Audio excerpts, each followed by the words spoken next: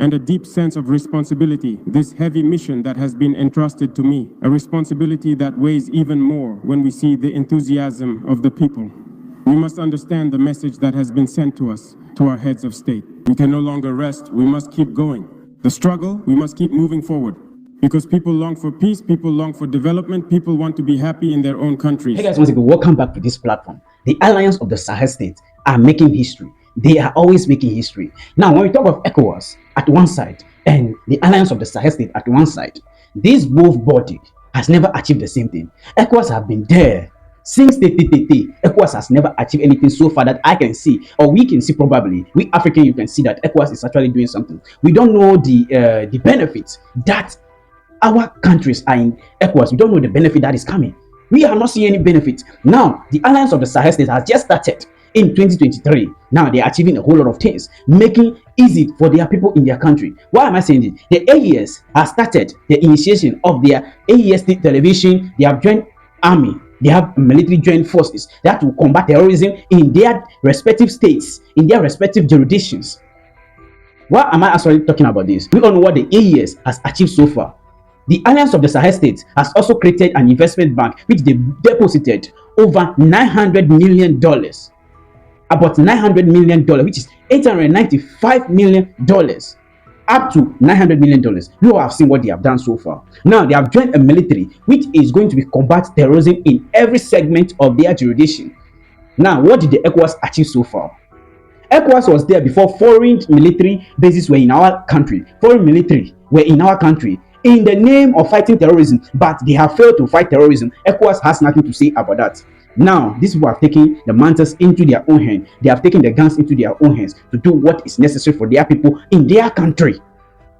Now, ECOWAS is against these people too. How, bro? How, bro? Now, why am I saying the Captain Ibrahim Traore has been selected as the new head of the Alliance of the Sahel States? He is now the new president of the Alliance of the Sahel States.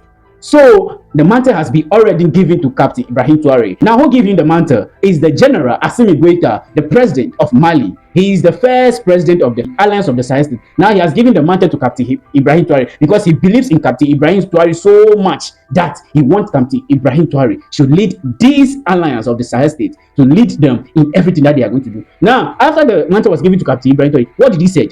Captain Ibrahim Traore made a powerful speech that I'm going to let you to watch that speech. That speech shook the entire corridor of the West. And that speech, he said they are going to combat terrorism. Now the terrorists are running. They are running because they are actually on their neck. He also said that they are going to make sure that they remove themselves from any organizations that are not favoring the people of their states. Wow, that's a powerful one, of course. Not only that, the general of Mali, Asimi Goita, also made a proclamation after Captain Ibrahim Traore was given the mantle. He also said that they are also going to make sure that they are going to support each other in arms and unite Africa. Now, what do I want you to do? Just sit, Boko. Don't go anywhere. Watch the full speech of Captain Ibrahim Traore and Asimi Goita.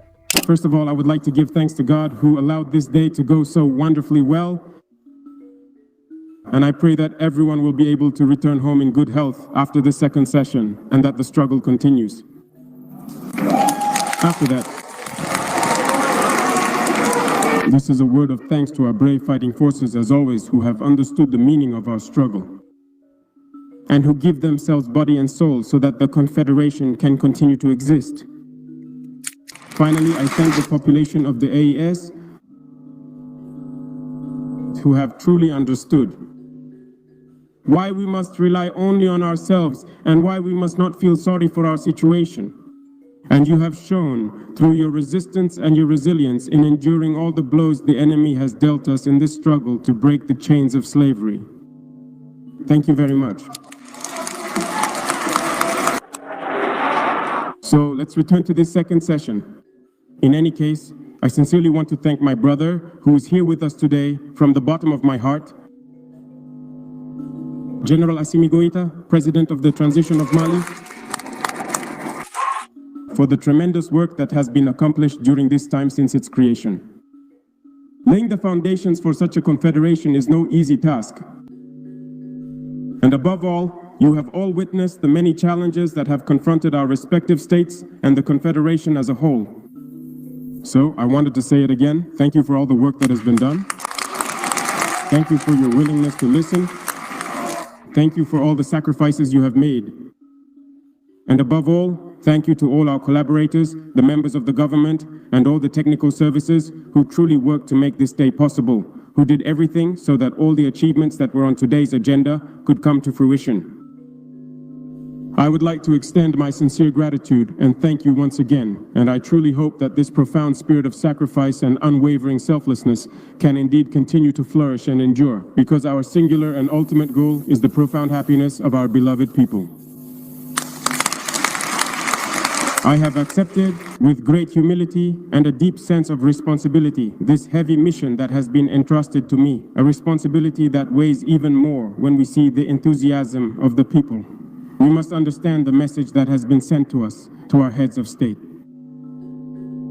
We can no longer rest, we must keep going. The struggle, we must keep moving forward. Because people long for peace, people long for development, people want to be happy in their own countries.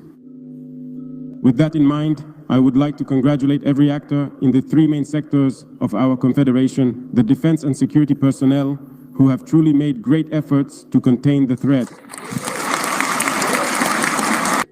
It has grown, certainly, but the threat has been contained. And I would tell you once again to fasten your seatbelts, because the launch of the force must be followed by large-scale operations. So, in the coming days, you will be called upon again to intensify the fight. To the actors in diplomacy, I congratulate you. I already did so in Ouagadougou, and I congratulate you once again, because you have not only done diplomacy, you have done both diplomacy and communication. Communication, which today is a key strategic link in the entire struggle we are waging. Thank you for this fight. Thank you for this sacrifice. Thank you for all the efforts to have our confederation recognized by all the skeptics who did not want to accept it at first. And keep going, because great challenges await us. We have certainly been integrated into some organizations, as General Chernow said, that are useless. We will see how we can withdraw from these useless organizations and focus on what is essential.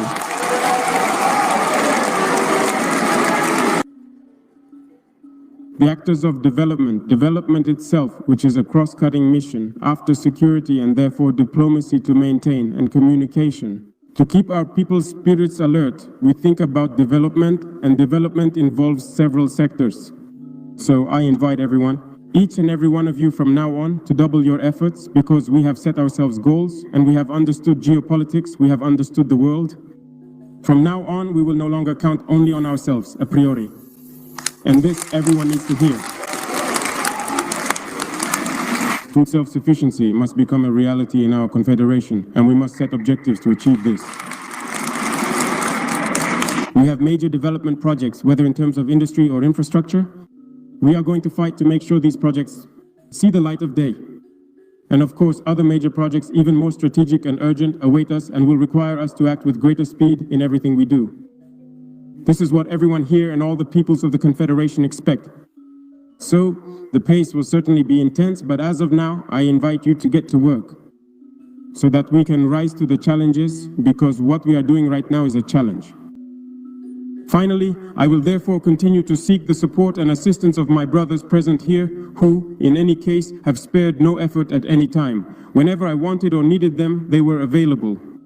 We have always adjusted our schedules so that we could meet and discuss essential matters. There were many challenges, there were ups and downs, debates, but the spirit of solidarity, the spirit of brotherhood, and the spirit of tolerance have allowed us to be here today. And I can assure you that we will continue our discussions in this spirit, and we promise not to disappoint you, not to disappoint the people of AIS. I stand up for you, all of you. Thank you to each and every one of you. I won't take up any more of your time. I wish that God accompanies all of you in your respective missions, that God brings each and every one of you safely back home, and that the struggle may continue vigorously against imperialism, its local lackeys, and all its manifestations here in the confederal space. The homeland or death, that is our creed. Thank you. Excellencies, Mr. President of FASO, Head of State. Excellencies, Mr. President of the Republic of Niger, Head of State.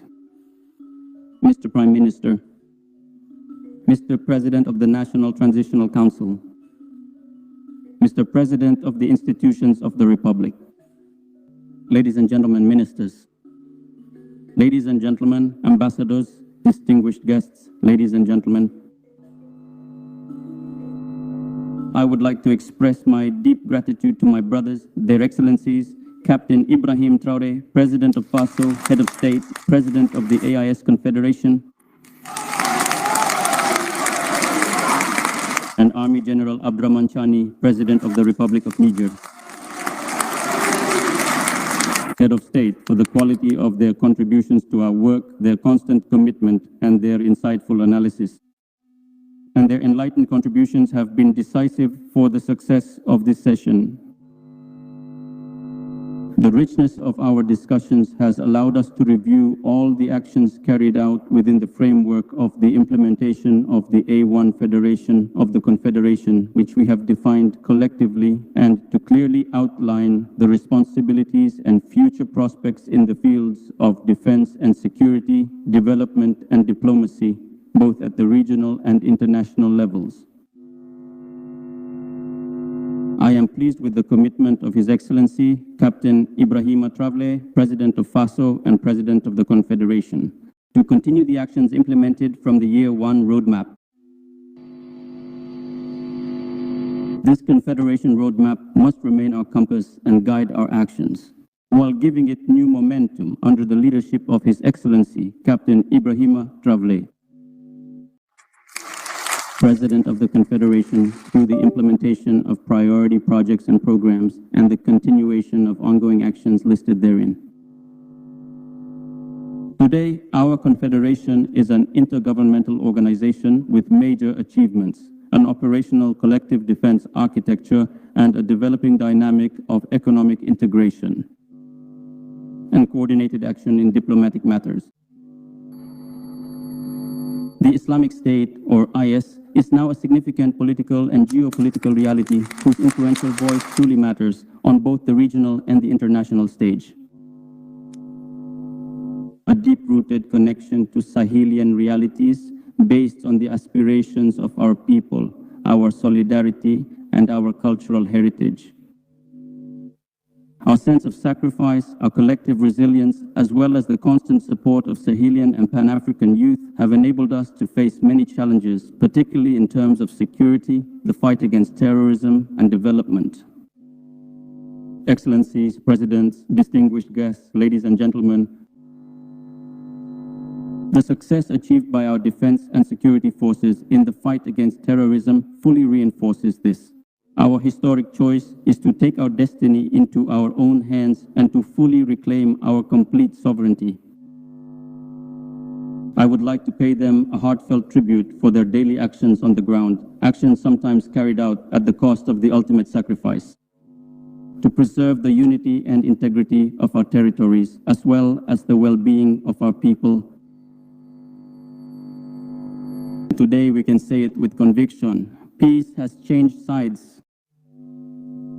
The terrorists are being hunted down to their last hideout, despite the ongoing support they receive from both internal and external sponsors.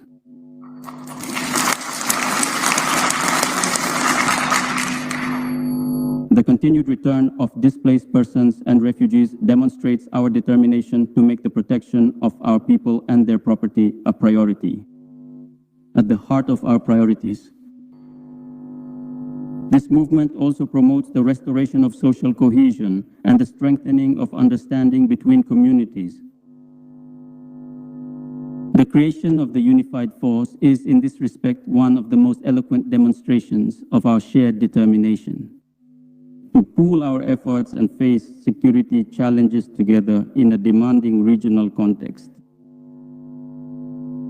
On this occasion, I would like to once again express my gratitude to friendly countries for their cooperation and multifaceted support for peace and security, and for the stability of our confederal space.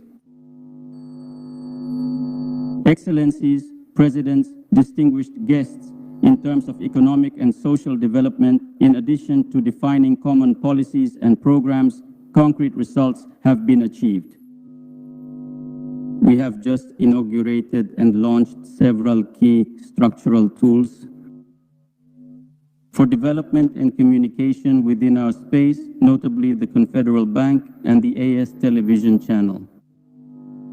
These instruments will undoubtedly help to strengthen our financial sovereignty, promote our cultural identity, and highlight our shared vision on the African and international stage.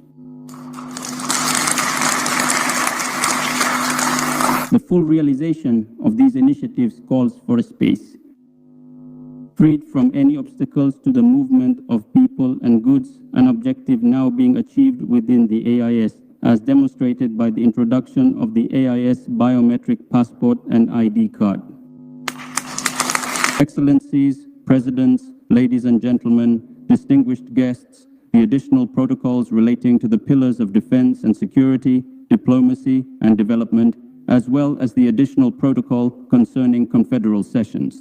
The parliaments whose agreements we have just signed complete our institutional framework. These legal instruments will certainly strengthen the coherence of our actions and improve their implementation, and enable us to effectively address the concerns of our people, notably through the active involvement of confederal deputies. Excellencies, Presidents, ladies and gentlemen, distinguished guests, allow me to congratulate my successor, His Excellency, Captain Ibrahim Traore, for being honorably chosen to succeed me as the esteemed President of the Confederation. His unwavering commitment and profound determination, which we wholeheartedly commend and deeply appreciate, are truly major and invaluable assets for the continued pursuit of the AIS's significant objectives. I am convinced that the actions undertaken during his presidency will further strengthen our position in terms of security, the fight against terrorism and development, as well as the reinforcement of our diplomatic efforts on the regional and international stage. I wish my brother, His Excellency Captain Ibrahim Traore, President of FASO, every success in his mission. And I assure him of our constant support in achieving the objectives of the Confederation. Your Excellency, Mr. President, ladies and gentlemen, distinguished guests, the AIS continues its determined march toward emancipation and prosperity. Our shared vision is taking shape. Our achievements are being consolidated and our cooperation is intensifying. With the support of our peoples, united and in solidarity, we are moving forward. With these words, I declare the work of the second session of the College of Heads of State of the AIS Confederation closed. Thank you. The infallibility of our Confederation. Thank you, Senate. Thank you. Distinguished Excellencies, thank you very much, esteemed Excellencies. Thank you sincerely for these comprehensive and insightful closing remarks on the diligent and collaborative work of the second session of the College of Heads of State of the AIS Confederation, which has been truly productive and significant. All right, guys. So after you have watched the two speech of these powerful leaders of the Alliance of the Sahel States, what are your thoughts? What do you think about what they are doing? Because ECOWAS was there today. They have never initiated anything. They have never done anything. Not even an investment bank. They have never achieved anything that we can see so far. It's only meetings here and there, conference up and down. They have never stood to achieve anything. They are working for the Westerns. They are working for the West, not for African. This body is against the African people. They are not working for Africa. The African Union and the ECOWAS, both of them are not Africans. So what do you think? That's my opinion. But for you, what do you think about this? Whatever it is, drop your opinion in the comment section. Thank you for watching this channel.